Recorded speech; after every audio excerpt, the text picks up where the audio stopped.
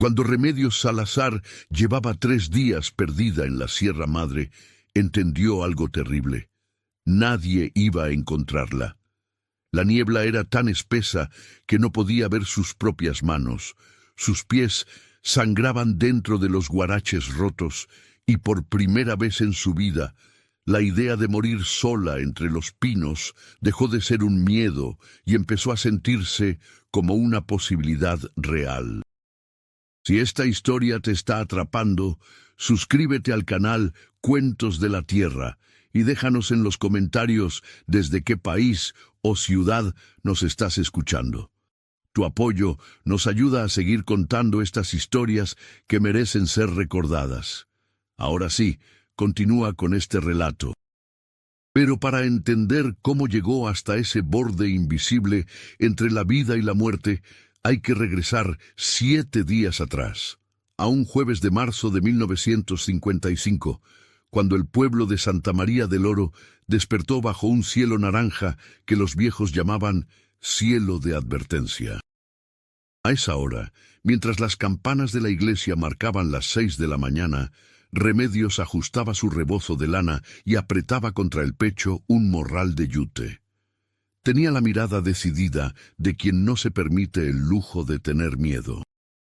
Era viuda desde hacía años, madre de 3 hijos, y conocía las faldas de la Sierra Madre como otras mujeres conocían las paredes de su cocina. «Hoy no es día para subir, comadre», murmuró don Esteban, el curandero anciano, apoyado en su bastón de mezquite. «Mis huesos me duelen raro. La sierra anda inquieta». Remedios sonrió con respeto, pero sin ceder. «Con todo respeto, don Esteban, llevo 15 años subiendo. Conozco esos cerros mejor que las líneas de mi mano. Solo voy por árnica y regreso antes del mediodía. La familia Mendoza me está esperando». Su hijo mayor, Laureano, de 14 años, se acercó con preocupación en los ojos oscuros. «Mamá, déjame ir contigo. Puedo ayudarte a cargar». Ella le acomodó un mechón de cabello detrás de la oreja, como había hecho 1000 veces desde que era niño. «Tú vas a la escuela, mijo, y cuidas a tus hermanos. Alguien tiene que estar aquí si...» Se detuvo, tragó saliva. «Si me tardo». No terminó la frase. No hacía falta. En pueblos como Santa María, nadie decía en voz alta las cosas que podían atraer mala suerte. Remedios comenzó a subir por la vereda llamada la Cuesta del Venado, un camino de tierra apisonada, bordeado de pinos, mezquites y piedras blanquecinas que brillaban con el sol de la mañana. El aire olía a tierra fría, a resina y a leña vieja. Cada paso levantaba un poco de polvo que el viento arrastraba como susurros. Mientras caminaba, iba desgranando su rosario de madera, palabra por palabra, no tanto por miedo, sino por costumbre. La fe, para ella, no era un espectáculo, sino una manera silenciosa de sostener el mundo. Alrededor de las 9 llegó al claro donde crecía la mejor árnica, un pequeño valle rodeado de rocas altas que parecían gigantes dormidos. Se arrodilló, tocó la tierra con la palma y murmuró: «Gracias, Madre Tierra. Prometo usar lo que me des para sanar». Cortaba las flores amarillas y las guardaba en el morral cuando algo comenzó a cambiar allá arriba. Primero fue el viento. Dejó de soplar como si alguien hubiera contenido el aliento del valle. Luego, el cielo. Las nubes se juntaron con una velocidad inquietante, espesándose como humo de fogata mal apagada. En cuestión de minutos, una niebla espesa descendió sobre la sierra. No era la bruma ligera de las mañanas de invierno, era un muro gris, denso, pesado, que tragaba formas y colores. Remedios miró alrededor, frunciendo el ceño. «Está bien.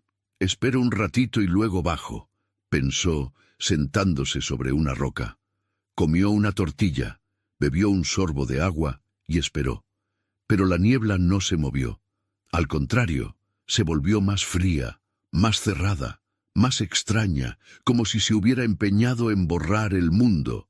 Cuando decidió regresar, descubrió el primer golpe de la montaña. El sendero ya no estaba. O, peor aún, podía estar ahí, y ella simplemente no podía verlo. Los árboles parecían todos iguales, las rocas idénticas. Dio unos pasos hacia donde creía que estaba el camino, pero sus pies encontraron solo inclinaciones peligrosas y la orilla de un barranco que no recordaba. «No puede ser», susurró. Respiró hondo. Aquí pudo haber entrado el verdadero pánico, pero Remedios lo ahogó como quien ahoga un grito. Tenía 3 hijos esperándola. No podía permitirse el lujo de asustarse todavía. En el pueblo, al mediodía, Laureano miraba el camino polvoriento que bajaba de la sierra. Cada sombra le parecía su madre. Cada silueta era una esperanza que se derrumbaba al acercarse. A las 3 de la tarde, cuando el sol empezaba a caer y no había rastro de Remedios, corrió con don Esteban. «Se tardó demasiado, don. Mi mamá no se tarda así». El viejo curandero no hizo preguntas. Solo se volvió hacia los hombres que estaban en la plaza, apoyados en sus sombreros, conversando. «Hay que subir. La sierra está mala hoy. No vamos a esperar a que oscurezca». 20 hombres salieron con lámparas de petróleo, cuerdas y el miedo escondido detrás de chistes flojos. Subieron llamando el nombre de Remedios, pero la montaña solo devolvía el eco de sus voces. La niebla, desde arriba, parecía un animal enorme tendido sobre los cerros. Mientras ellos la buscaban, Remedios caminaba a ciegas. Lo intentó una y otra vez. Avanzaba en línea recta hasta que un barranco le cerraba el camino. Volvía sobre sus pasos. Doblaba hacia la derecha. Todo la llevaba al mismo tipo de árboles, a la misma sensación de estar donde ya había estado. Una vuelta, otra y otra, un laberinto sin paredes, hecho solo de niebla y cansancio. Cuando cayó la noche, el frío de la sierra le entró por los huesos, encontró una oquedad en la roca, una especie de pequeña cueva, y se encajó ahí como pudo. Abrazó sus rodillas, envolviéndose con el rebozo. El silencio era tan grande que alcanzaba a escuchar su propia respiración, corta y temblorosa. Se llevó el rosario a los labios. «Virgencita de Guadalupe, si hoy me toca morir, cuida a mis hijos, pero si todavía me queda un día más, dámelo, solo uno más para buscar el camino». La primera noche fue larga como un año. El suelo estaba duro, el frío le mordía la espalda. Cada rato despertaba creyendo oír pasos, pero no era nadie. O quizás sí, y simplemente no quería saber qué caminaba allá afuera entre los pinos. El amanecer del segundo día la encontró con los labios partidos y los ojos ardiendo. La niebla seguía ahí, como si el mundo fuera solo un círculo de unos cuantos pasos alrededor de su cuerpo. «Nadie va a venir», se dijo por primera vez. «Tienes que salir tú sola». Fue la frase más dura que aceptó. Se obligó a caminar siempre hacia abajo. Era lo único lógico. Abajo estaba el valle, abajo estaba el pueblo.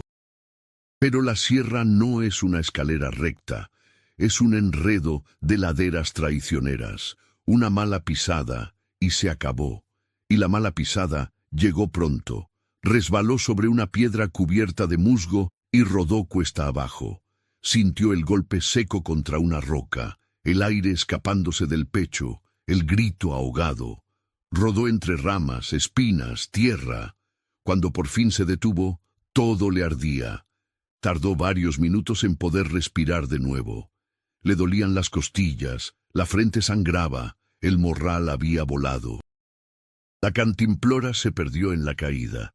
Las tortillas quedaron en algún lugar del monte, deshechas, invisibles entre hojas y piedras.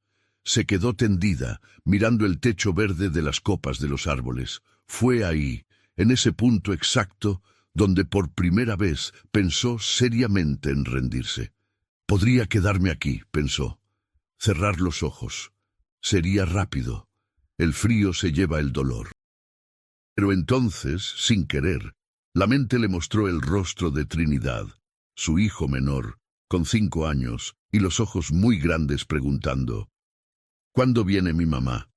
La imagen le dolió más que las costillas rotas. No, murmuró con un hilo de voz. No hoy. Todavía no.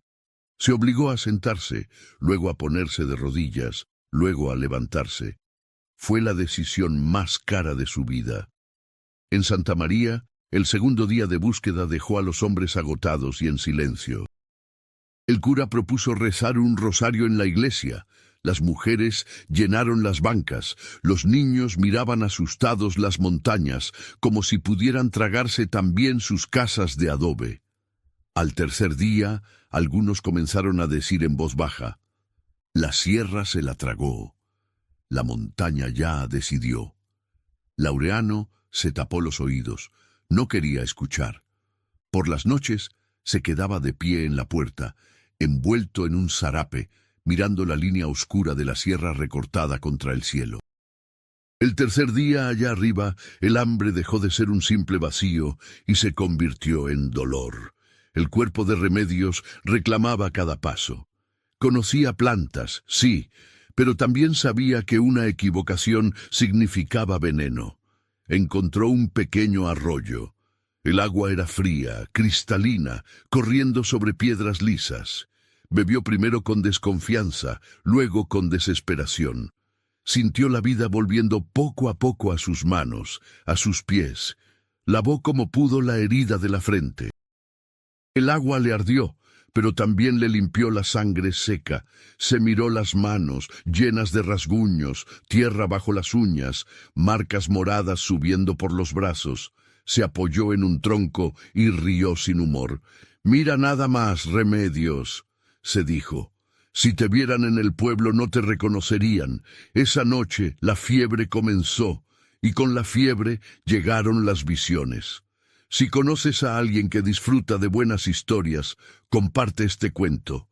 Juntos mantenemos viva la tradición de contar historias».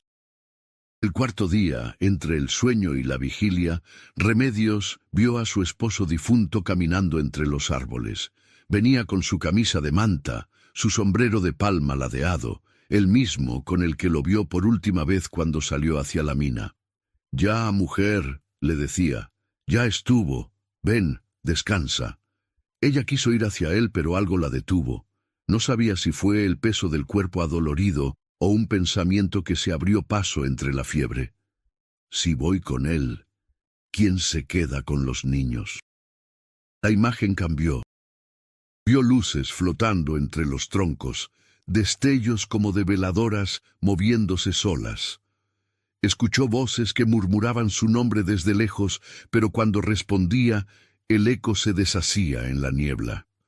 Hubo un momento, durante esa noche interminable, en que Remedios comprendió que no solo luchaba contra el hambre y el frío, luchaba por no perder su propia cabeza. Entonces se aferró al rosario. Cada cuenta fue un ancla. «Por cada Ave María que diga despierta», se prometió, «una hora más sin volverme loca». No sabía si sus rezos llegaban a alguna parte, pero la mantenían aquí, en el pueblo. Al cuarto día, el cura sugirió hacer un velorio sin cuerpo. «Aunque no la hayamos encontrado, Dios ya decidió», dijo. Laureano lo miró con una mezcla de dolor y rabia. «Mi madre no está muerta, padre. Si estuviera muerta yo lo sabría. Algo aquí». Y se señaló el pecho. «Me lo diría. No entró a la iglesia. Se quedó afuera, sentado en la escalinata, mirando una veladora que se derretía con lentitud desesperante». El quinto día, el cuerpo de Remedios dijo basta. Los pies le dolían tanto que cada paso era una decisión. Las piernas le temblaban, la cabeza le daba vueltas. En un tramo particularmente empinado, se detuvo junto a un árbol grande, de tronco grueso y raíces que parecían dedos saliendo de la tierra. «Aquí», susurró, «hasta aquí llegué». Se dejó caer al pie del árbol. La corteza áspera le raspó la espalda. El aire le salía a pedazos, como si hubiera olvidado cómo respirar. Cerró los ojos. La tierra estaba tibia bajo su cuerpo. Las hojas secas crujían como un susurro tranquilo. «Virgencita», dijo, ya sin fuerza para elaborar oraciones completas. «Si este es el lugar, si aquí termina, que mis hijos no sufran mucho. Eso te pido». Fue entonces cuando escuchó el crujido. No era el de una rama al viento, era un paso, 2, 3. Abrió los ojos con esfuerzo. Frente a ella, a unos metros de distancia, estaba un venado. Era un macho grande, de pelaje café claro y astas que parecían ramas de árbol seco contra el cielo gris. Los ojos eran oscuros, brillantes, fijos en ella. No había miedo en su mirada, tampoco agresividad, solo una especie de paciencia antigua. Remedios parpadeó. «Seguro es la fiebre», pensó. «Ya estoy viendo cosas que no están». Pero el venado dio un paso más hacia ella. El suelo crujió bajo sus pezuñas. Un soplo de aire frío le trajo el olor del animal, una mezcla de tierra, pelo y monte. Se detuvo, la miró un momento más, y luego se dio media vuelta. Comenzó a caminar ladera abajo. Avanzó unos metros, luego se detuvo y volteó la cabeza, como si estuviera esperando. Fue un gesto tan humano, tan claro, que Remedios sintió un latigazo de lucidez. «No puede ser», susurró. El venado dio otros pasos. Luego se detuvo de nuevo y volvió a mirarla. Algo en su interior, no la razón, no el instinto de curandera, sino algo más hondo, le dijo que se levantara. «Síguelo», murmuró esa voz interior, tan clara como si se la dijeran al oído. Le dolía todo. No tenía fuerzas, pero se arrastró hasta un tronco, se apoyó, se aferró a la corteza con los dedos entumidos y se puso de pie. El mundo le dio vueltas, pero el venado seguía ahí. Y entonces comenzó el descenso. El sexto día fue una línea borrosa de pasos, resbalones y respiraciones difíciles. Remedios no sabía cuánto tiempo llevaba siguiendo al venado. A veces lo perdía entre los árboles y pensaba que lo había imaginado todo, pero entonces lo veía otra vez, adelantito, esperando quieto en medio del sendero. El animal no se alejaba demasiado. Caminaba a un ritmo extraño, lento para un venado, casi compasivo para una mujer moribunda. Bajaba por lugares que ella nunca había tomado. Veredas apenas insinuadas, huecos entre rocas que parecían no llevar a ninguna parte. Hubo momentos en que el cuerpo de Remedios quiso rendirse otra vez.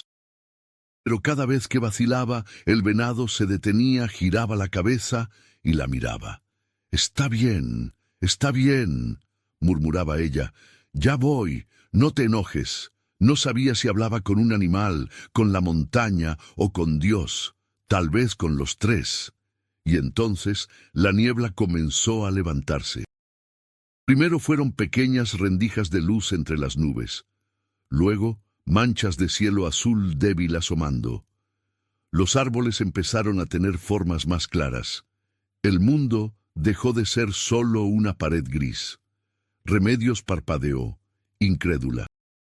En un punto del descenso, subió a una roca para ver más lejos. El viento sopló con fuerza, llevándose la bruma de golpe, como si alguien hubiera corrido una cortina invisible. Y ahí estaban.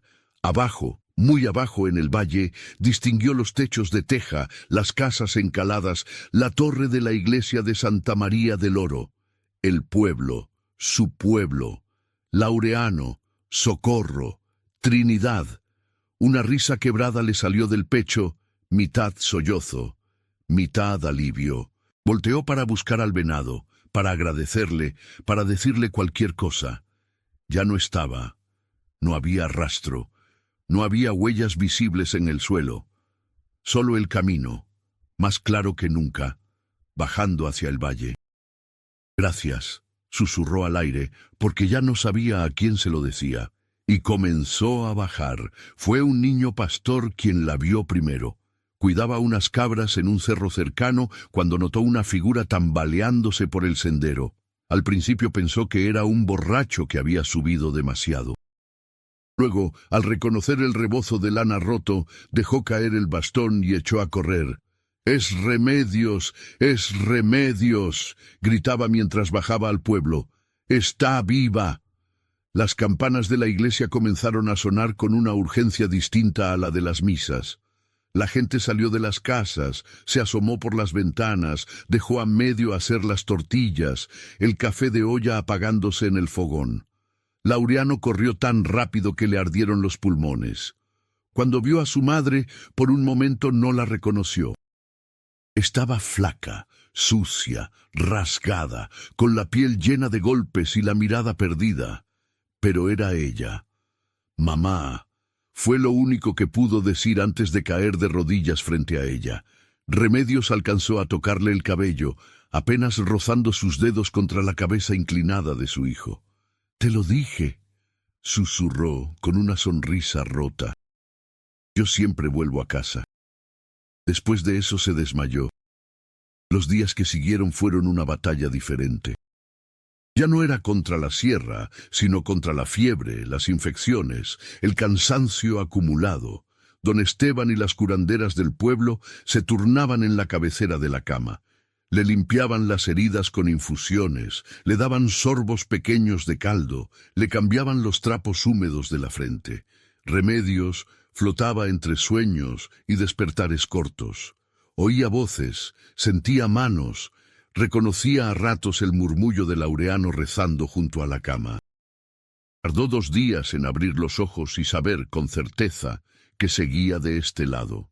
Lo primero que vio fueron 3 rostros inclinados sobre ella, el de Laureano, serio y agotado, el de Socorro con lágrimas contenidas, el de Trinidad, agarrado al borde del petate como si fuera a salir corriendo si ella desaparecía otra vez. «¿Cuántos días fueron?», preguntó con un hilo de voz. «7, mamá», respondió Laureano. «7 días». Ella se quedó callada un momento. Luego, sin poder evitarlo, empezó a llorar. No eran lágrimas de miedo ni siquiera de alivio. Eran lágrimas de alguien que por fin se daba permiso de sentir todo lo que no pudo sentir en el monte. «Comadre», le dijo don Esteban unos días después, cuando ella ya podía sentarse, «tienes que contarme, ¿cómo fue que sobreviviste?». Remedios miró sus manos, aún marcadas por rasguños y morados. Jugó con el rosario de madera, pasándolo entre los dedos. «No sé explicarlo bien, don», respondió. «Hubo un momento en que ya me había rendido. Me tiré junto a un árbol convencida de que ahí me iba a morir. Ya había hecho las paces. Le contó de la fiebre, de las visiones, de la noche en que vio a su marido llamándola. Le habló de la decisión de no seguirlo. Y al final, con una mezcla de vergüenza y asombro, le habló del venado. «Yo sé cómo suena», dijo. «Parece cuento de borracho, pero juro por la Virgen que ese animal me miró y me esperó. Me llevó por un camino que yo no conocía, y cuando la niebla se levantó, mi pueblo estaba ahí, abajo». El viejo curandero la escuchó sin interrumpir. Sus ojos, cansados pero atentos, tenían esa profundidad de quien ha visto demasiadas cosas como para asustarse por una más. «La sierra tiene su carácter, comadre», dijo al final. «A veces exige un precio, a veces se cobra a los que se confían, pero de vez en cuando también sabe devolver lo que toma. ¿Quién sabe? A lo mejor ese venado fue su manera de disculparse». Remedios sonrió débilmente. «O a lo mejor fue Dios que se disfrazó de animal para que yo no me asustara». Ninguno de los dos se rió. No había nada de chiste en esa frase. Pasaron los meses. Las heridas cerraron, dejando cicatrices finas, como hilos de hilo oscuro sobre su piel morena. El cuerpo se le quedó más delgado, los ojos un poco más hondos. Pero estaba viva, y algo había cambiado en lo más profundo. Antes subía a la sierra con la seguridad de quien cree que un lugar ya es suyo, Después, cada vez que ponía el pie en el monte, lo hacía con un respeto distinto. Sabía que, en cualquier momento, la montaña podía recordarle quién mandaba. Aún así, siguió subiendo. Algunos en el pueblo pensaban que después de lo que había pasado, nunca más querría ver los cerros de cerca. Pero ella decía, le tengo miedo, sí, pero también le debo la vida. Allá arriba casi me morí, pero también allá arriba aprendí por qué no podía morirme. Cada año, el mismo jueves de marzo, subía a la iglesia, se arrodillaba frente al altar y encendía 7 veladoras, una por cada día perdida, una por cada día en que eligió seguir caminando. Laureano creció, se convirtió en hombre, formó una familia. Y muchas noches, cuando se cortaba la luz en el pueblo y todos se reunían alrededor de una fogata en el patio, sus hijos le pedían, «Papá, cuéntanos otra vez la historia de cuando la abuela se perdió en la sierra». Él miraba hacia las montañas, oscuras y silenciosas bajo las estrellas, y comenzaba. «Dicen que la Sierra Madre se tragó a mi madre por 7 días. Pero también dicen que la devolvió, porque ella todavía tenía una promesa que cumplir». Así, alrededor del fuego, la voz de Laureano tejía la historia de Remedios una y otra vez, como se tejen las leyendas que no caben en los periódicos, pero se quedan para siempre en la memoria de los pueblos. Porque al final, más que un milagro o un castigo, lo que la sierra hizo con Remedios fue recordarle algo que todos sabemos y casi siempre olvidamos, que la vida se decide muchas veces, no solo una, que hay momentos en los que rendirse parece más fácil que dar un paso más, pero es justo ese paso, el más doloroso, el que cambia todo. Y así fue como aquella decisión, tomada al pie de un árbol, con el cuerpo vencido y el alma rota, marcó el destino de todos, de Remedios, de sus hijos, de los que escucharon su historia y de los que aún no han nacido y un día la oirán junto a otra fogata. Porque en la vida cada elección tiene su precio y hay decisiones que, aunque se tomen en soledad, resuenan para siempre en la memoria de un pueblo.